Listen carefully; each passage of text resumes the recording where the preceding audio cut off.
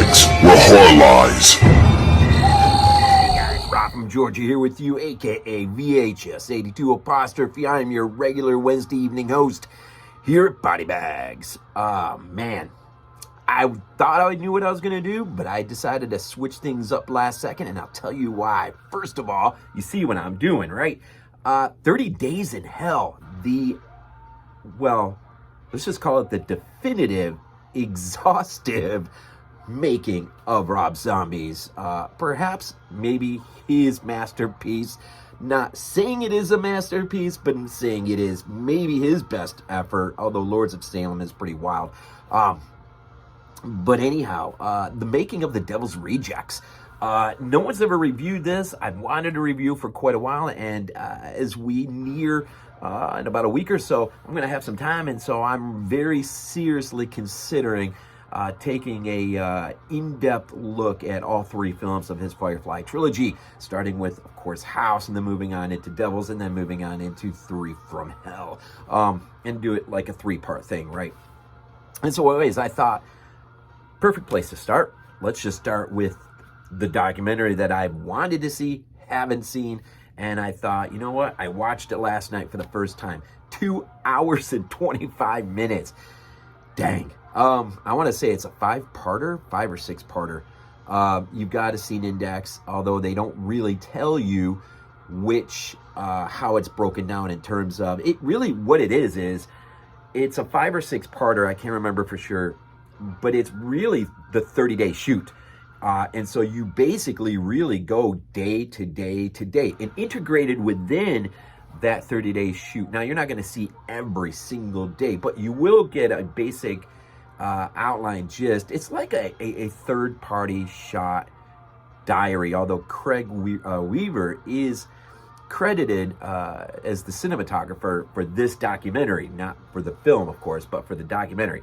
And he was, I think he's only known for a couple things. One of them was a film from 2006, I think, unknown. So anyways, he, in effect, I mean, he is really the director here, probably. I mean, there is no director, say, credited, although he is credited as cinematographer, so he's probably the one walking around with the camera most of the time. And, so it is really, it's a 30-day shoot. The film was shot in 30 days. And over the course of that 30 days, really, this is an exhaustive examination. And it's integrated really neat. It's like you don't get like one section isn't just pre-production and that's it necessarily, or production or post-production. It really is scattered over the course of the whole 30-day shoot. So over the course of this 2 hours and 25 minutes, you're going to see everything, man. You're going to see a good little portion of the table talk, which Rob Zombie absolutely, gets thrilled when that part of the project happens. Of course, you see some of the casting in terms of their the casting sessions.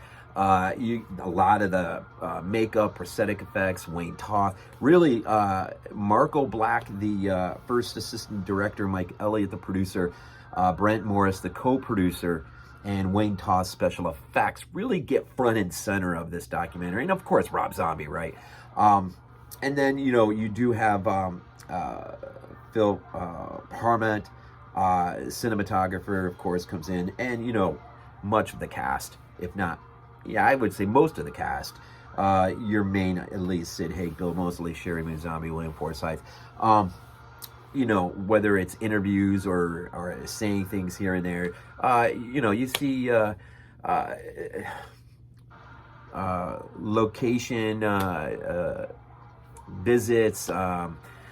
You see everything, man. This is really this is an exhaustive, really look at the making of a film. You really do get some interesting tidbits of Rob himself from others in terms of how he approaches the film, just say monetarily.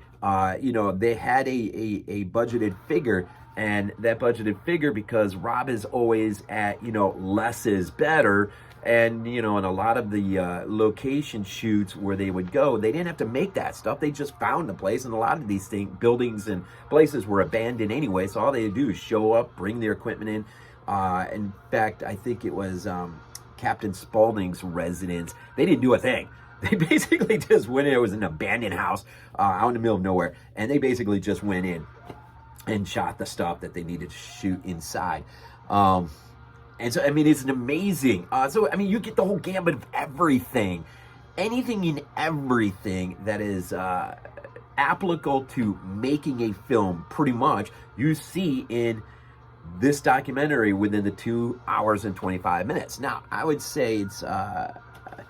I would say this documentary is well worth it if you are especially, if you're just an incredible fan of the film and you just haven't gone around to taking your 2 hours and 25 minutes to watch this thing, or even if you're not the biggest Rob Zombie fan and you're not even the biggest Devil's Rejects fan, but I'm pretty sure it's on YouTube, this documentary. If you just want to set your feelings of the film aside and just jump into the ongoing process of how a film is basically put together, obviously you're not going to get, I don't think there's any editing stuff or like that, but pretty much the locations, visits, and again, a lot of the special effects stuff, the cast, trying to think, man, just watching Wayne Toth do the prosthetics is pretty cool. Just I don't know, I'm just trying to think. Oh man, well, let me just show you. This is my trilogy, or not trilogy, but House, the disc, and Devils, and of course a third disc, which is in there, of course, and that is, of course, I picked this up at Best Buy. I don't think you can find this set anymore. I actually did a quick look, but if you don't own the Devil's Rejects and you've always been wanting to, I know there's a DVD that's only like $7, 2-disc set, and 30 Days in Hell is on the one disc and Devils is on the other disc. But it is quite the exhaustive documentary, and they sprinkled on a lot of scenes from the movie and a lot of anecdotes from the cast members, and just the actual filming itself, all of the crane shots that were used. Of course, the ending, comes into play towards the end of the documentary quite a bit.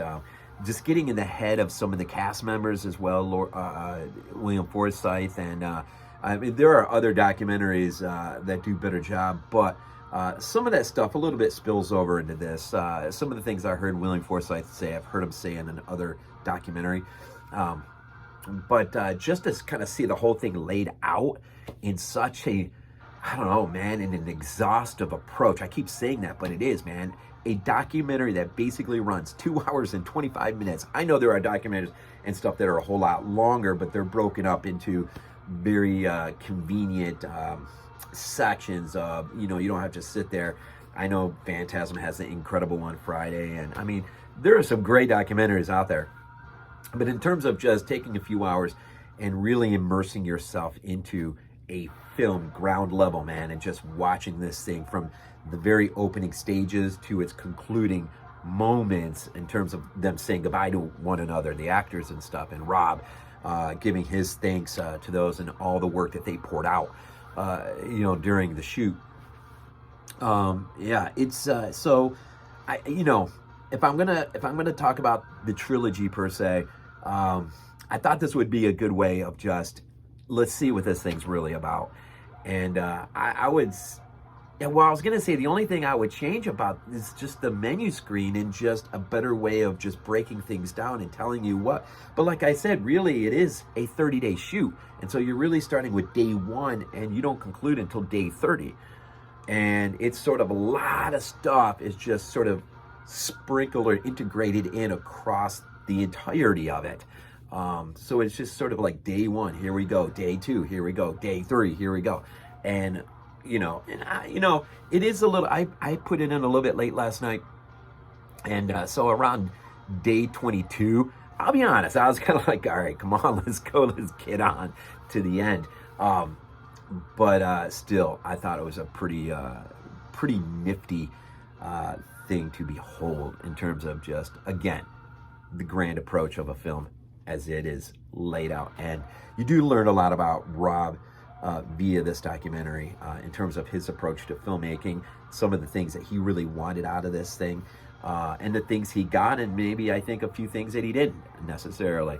Although this movie, I think he has said before that this is probably the best experience overall that he has ever had making a film. And so that says something, right? So anyways, 30 Days in Hell, the making of The Devil's Rejects. You can find it on most of the releases as a separate disc.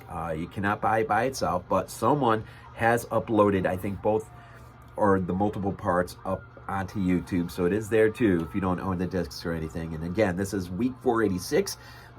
Next week we'll close out the month with the theme week from Sam, and it is The End Is Nigh. It is some doom and gloom, Lovecraftian cosmic horror type saturated film. So yours truly, I'll be looking at Ridley Scott's seminal 1979 classic Alien.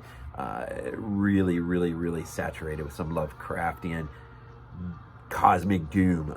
We'll get into that anyways. But that is coming up next week. This week is just random. So again, thank you for your support. Thank you for checking these things out, and always appreciate the feedback, whether it be in comment or, of course, like button or subscribing to BodyBags channel.